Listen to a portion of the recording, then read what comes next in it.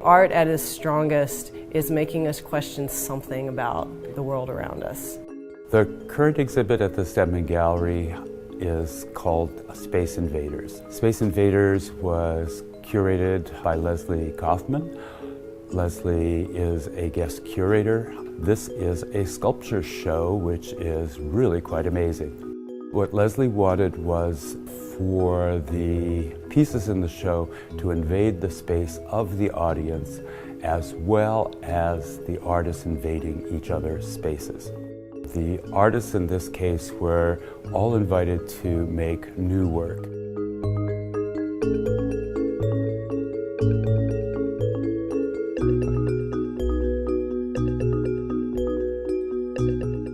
The name Space Invaders, when I first heard it as the name for this exhibition, all I could think of, this is perfect for my work because it is what I do. I go into a space that people are used to using in a certain way and I change it and intentionally shift the perception of how you can move through that space.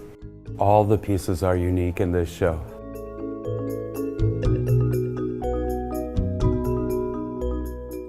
There's something magical about this show.